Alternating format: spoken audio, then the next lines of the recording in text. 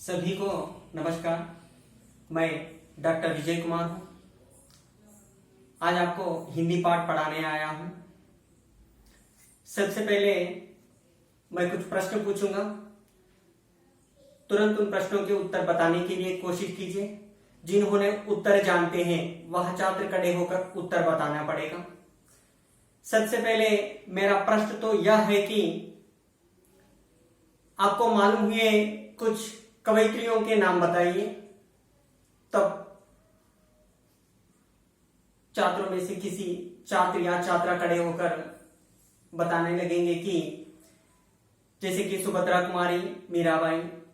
और उसके बाद में मेरा दूसरा प्रश्न तो यह है कि आपको मालूम हुए कुछ कवियों के नाम बताइए। तब छात्रगण में से किसी छात्र या छात्रा खड़े होकर उत्तर बताने लगेंगे कि सूरदास, मीराबाई, रहीम, वरुण, इस प्रकार बताते हैं। तो आज और एक प्रश्न मेरा यह है कि राम भक्ति शाखा के अंतर्गत आने वाले किसी एक प्रमुख कवि का नाम बताइए। तब किसी एक छात्र बता सकते हैं कि तुलसीदास। कृष्ण भक्ति शाखा से हम संबंधित और एक कवि का नाम बताइए। तब किसी न किसी छात्र बताते होंगे कि सूरदास। तो आज हम इस कक्षा में 8वीं कक्षा से संबंधित 13वीं पाठ सूर और तुलसी के पद नामक पाठ के बारे में अध्ययन करेंगे।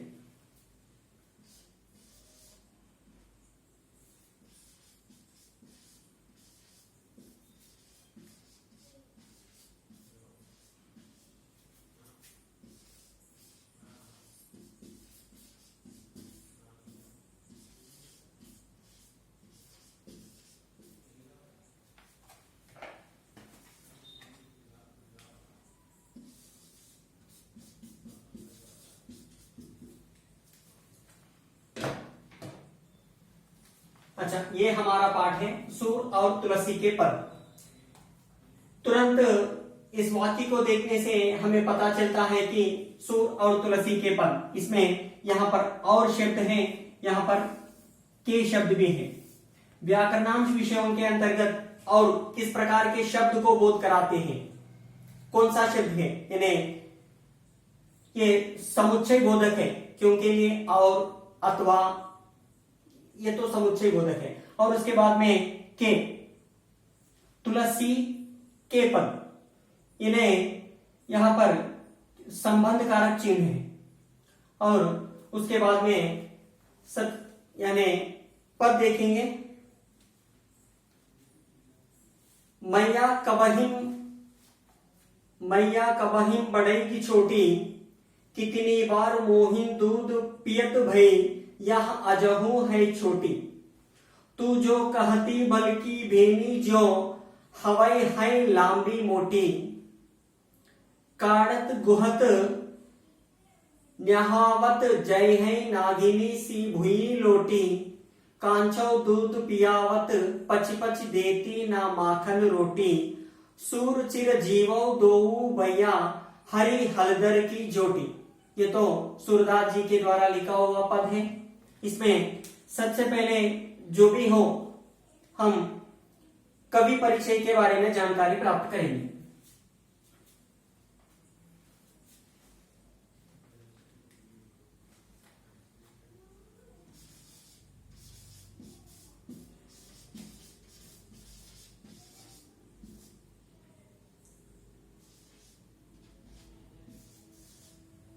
कवि परिचय या लेखक परिचय, इन्हें सूरदास जी का जन्म की, यानी सूरदास जी जन्मांध कवि हैं।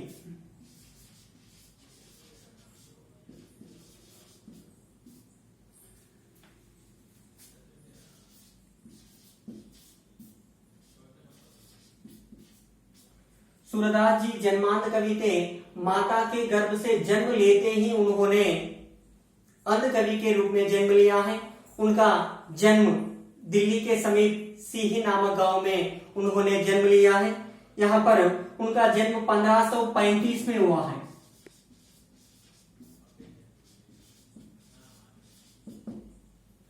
और यहाँ पर सूरदास जी के प्रमुख ग्रंथ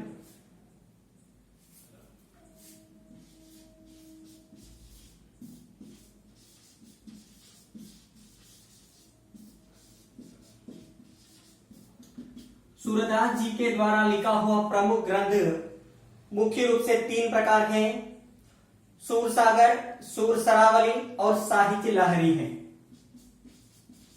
पहला क्या है? सूर सागर। दूसरा क्या है? सूर सरावली। तीसरा क्या है? साहित्य लहरी।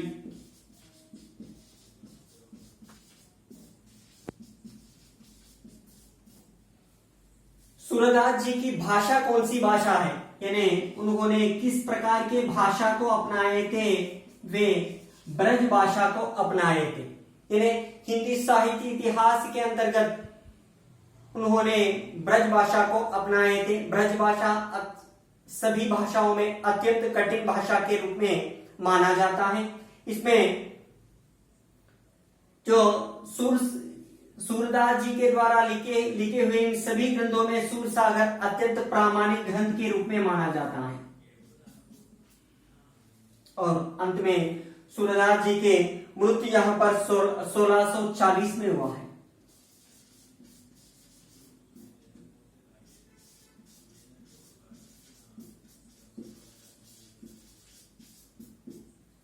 उनकी मृत्यु वर्ष सन 1640 में हुई है।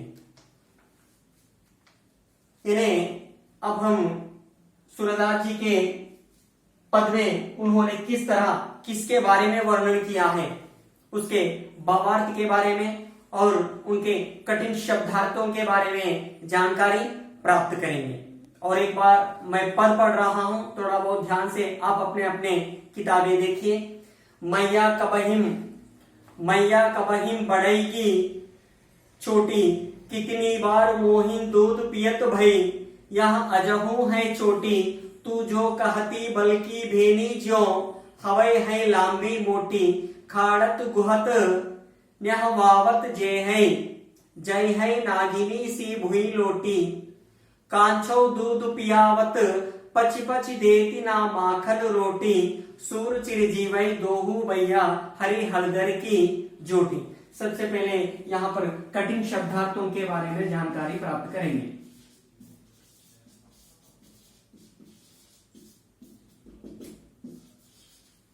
कठिन शब्दार्थ यानी मैया यानी यहाँ पर माता, मां, जननी। व्याकरणांश विषयों के अंतर्गत पर्यायवाची शब्द के रूप में भी इस तरह हम ले सकते हैं। और कबहिम बोले तो कब तक,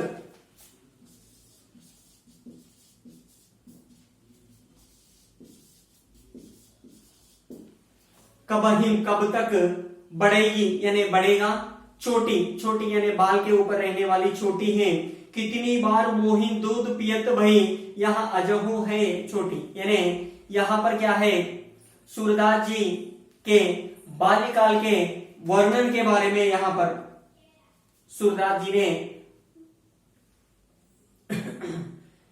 इस पद के अंतर्गत यहाँ पर श्री कृष्ण के बाल्यकाल के बारे में वर्णन कर रहा है।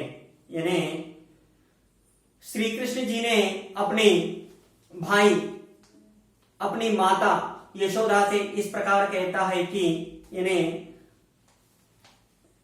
कठिन शब्दार्थ। और एक बात देखिए, यहां अजहू है छोटी, अजहू बोले तो क्या है, अभी भी, तू जो कहती बल्कि बेनी ज्यो, हवाई लांबी मोटी है, लांबी मोटी यानी लंबी लंबी मोटी है। और एक काड़त है, काड़त यानी बालों बनाते हुए, बालों बनाना यानी कंघी करना है। उसके बाद गुहत बोले तो यहाँ पर बांधना है। न्याहावत यानी यहाँ पर नहाना है। नागिनी सी बुई लोटी, नागिनी बोले तो यहाँ पर नाग है। कांचो दूध यानी कच्चे दूध है। पियावत पची बोले तो जैसे के तैसे, उसी तरह। देती ना माखन रोटी है। सूर चिर जीवो दोई भैया हरि हलदर की होटी, हरि हलधर की जोटी, यानी इस पद में सूरदास जी ने श्री कृष्ण के बाल्यकाल के बारे में किस तरह वर्णन कर रहा है कि श्री कृष्ण अपनी माता यशोदा से उन्होंने इस तरह कहता है कि हे मैया, हे माता, मैं कितने दिन तक ऐसे दूध पीऊं?